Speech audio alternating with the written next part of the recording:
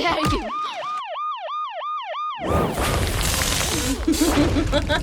Long statute commandments to the Lord sheep, that's who I'm teaching. I'm rocking Mitri with my fringes, Mitri with my fringes, Mitri with my fringes, Mitri with my fringes, You already know I'm rocking Mitris with my fringes. All I see is laws, I put ZTs on my lenses. 22 and staggers, I put Nietzsche's on my Benzes. And we teach them where it's greasy, you might see me in the trenches. Put me in the All right, welcome back to Taco Madre podcast. Like, sub, comment. You already know. Follow us on Instagram, follow us on TikTok. Hit us up on YouTube with a like and a subscription. We're trying to get there, man. Help a Mexican brother out. Off camera is my lovely wife and my lovely baby. Hey guys. Yeah.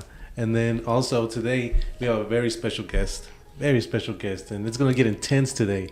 Man, you guys are ready for this one. I'm gonna get banned. We're all gonna get banned. But go ahead and introduce yourself, sir, and your organization. What is the message?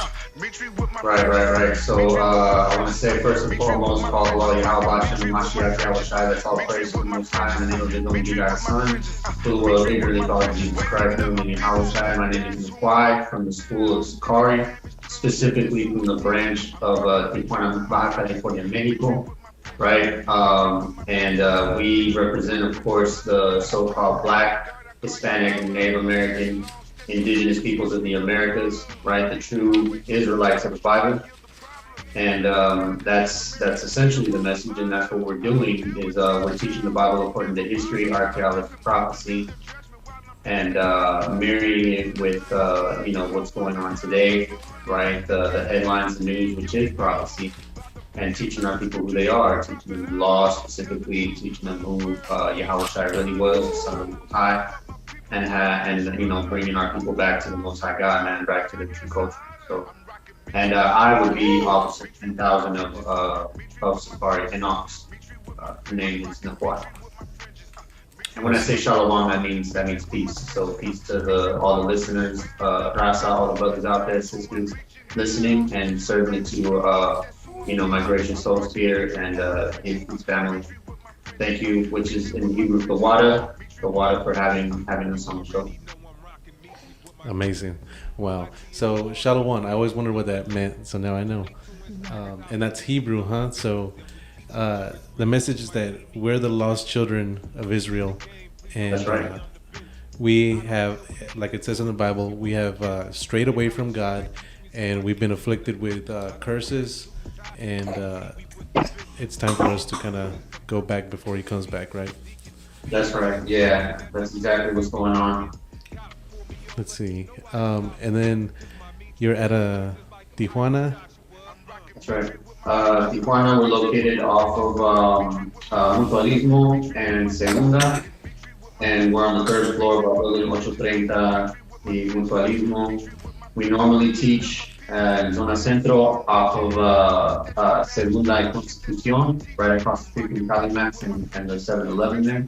We also have been switching up things recently, so we teach also at a market area, a big market area called 510.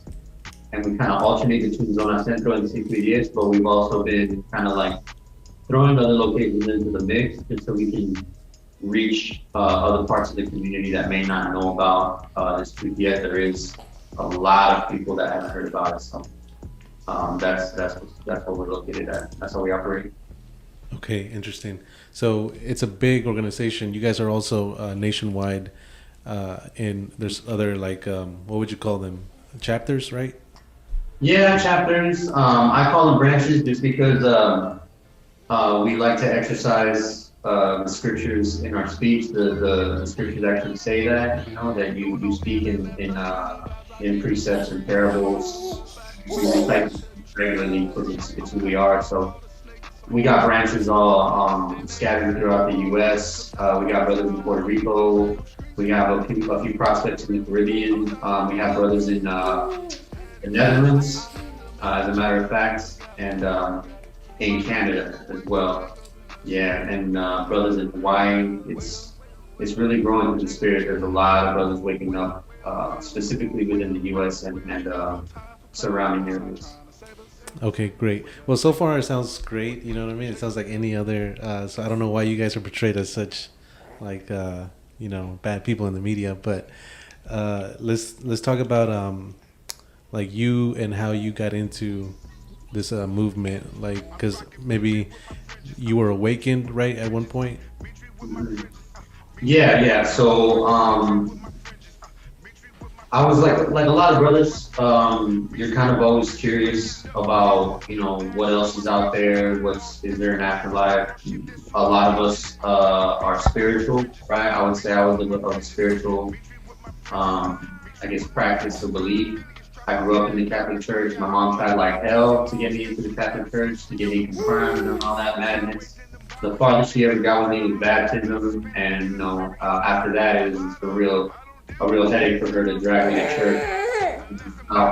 But I was always spiritual.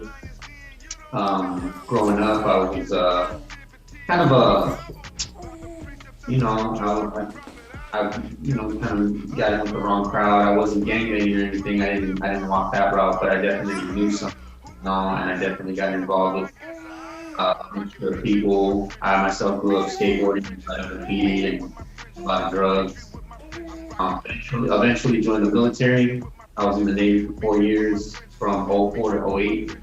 Got out, and I tried to do the civilian thing, try to, get a 9 to 5 and go to school, and it worked out for the most part, but I ended up slipping back into drugs, back into partying. I got in with the wrong crowd that just didn't have my best interest at heart. And all the while I was constantly digging into different doctrines, different spiritual beliefs, and just constantly digging, constantly researching.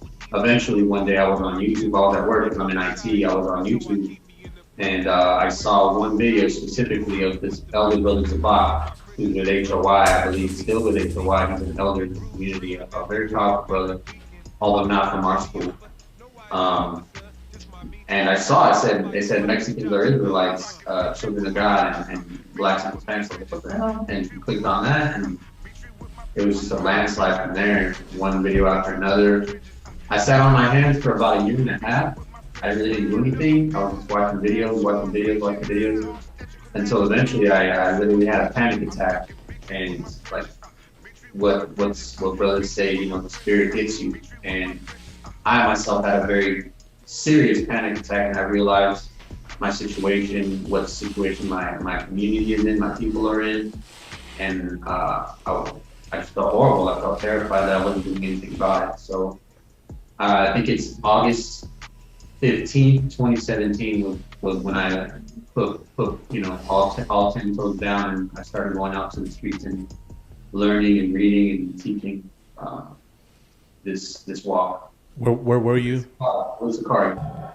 Where were you? Like, what part of town? Were you still in Tijuana? I was in Dago. Where?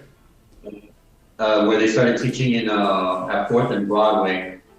I went out there as a prospect. I just showed up. As a matter of fact, I called Deacon up, my elder, second in command to Chief in Socalled, the school of Socalled.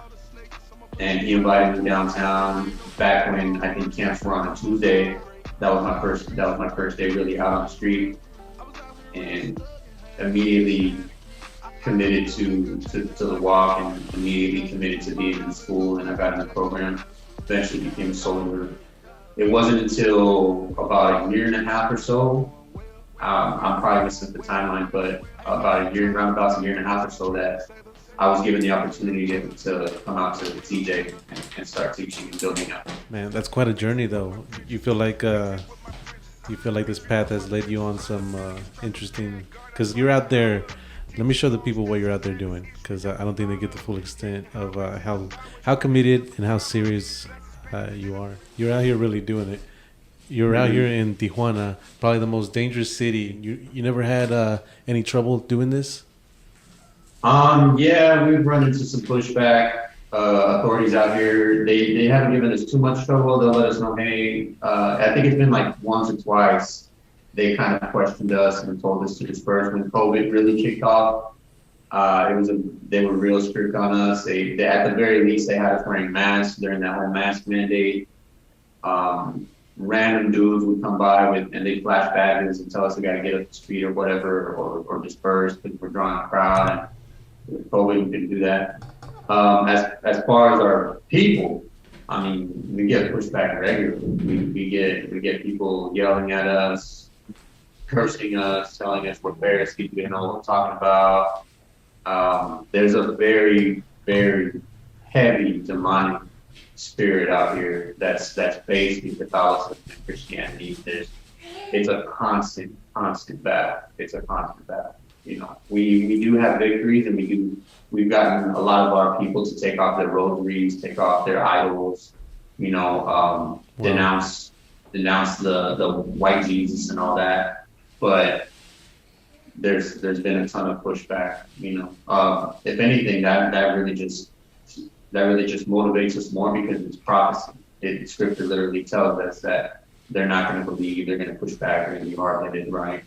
So we see Scripture coming to life every day that we do this.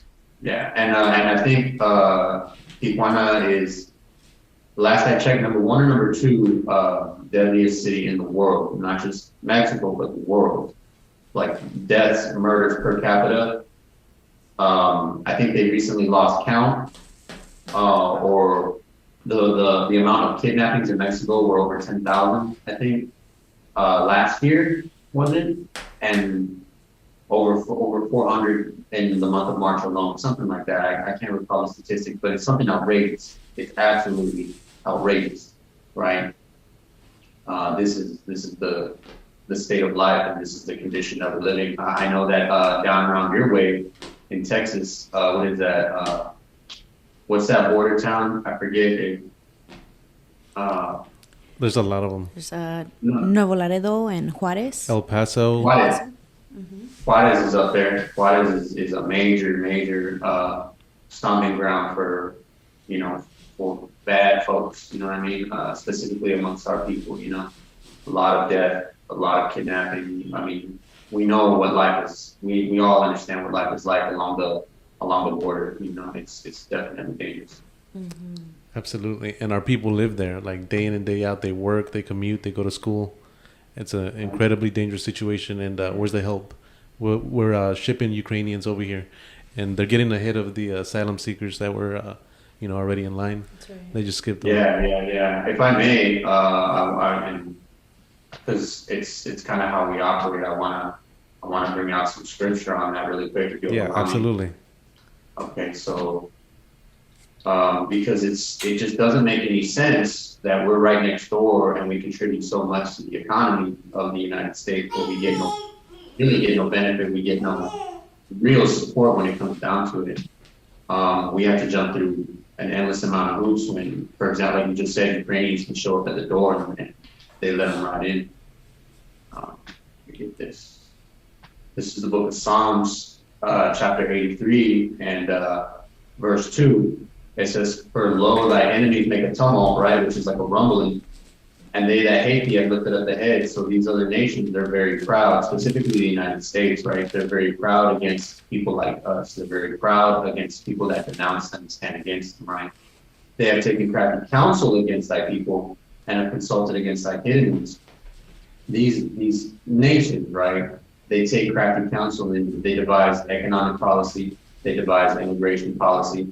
They devise all kinds of different structures of policies, laws, and rules so they can come up and we stay down, right?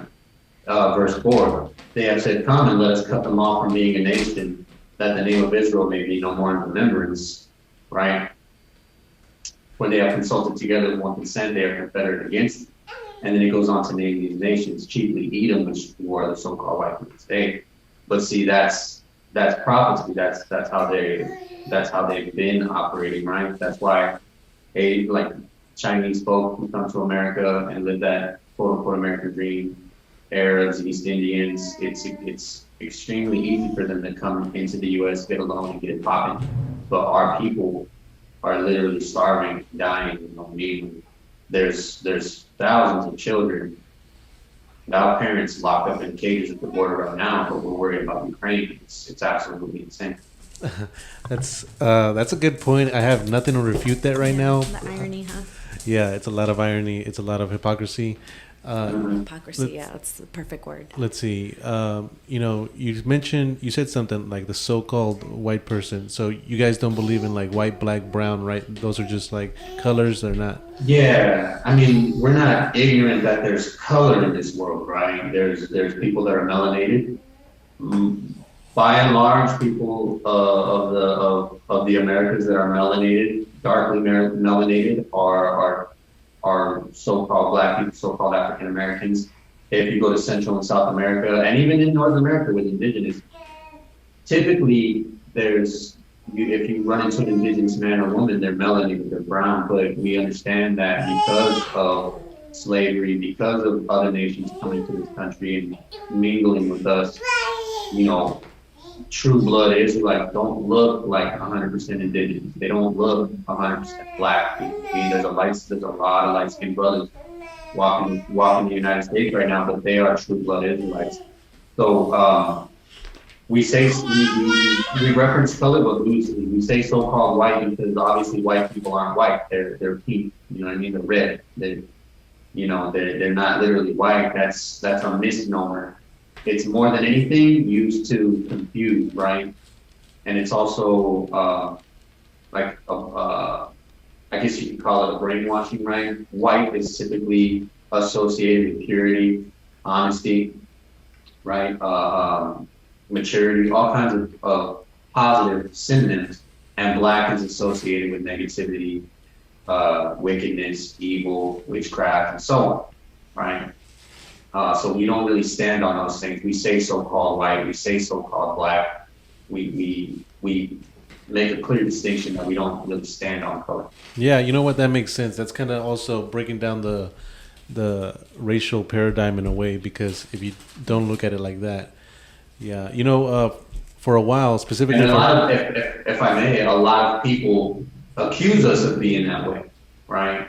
A lot of people, namely Christians, accuse us of being motivated and driven by what we see, by color specifically, but that makes absolutely no sense. You saw our schools and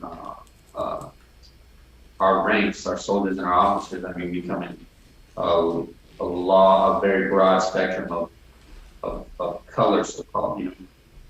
Yeah, would you consider somebody like Canelo to be?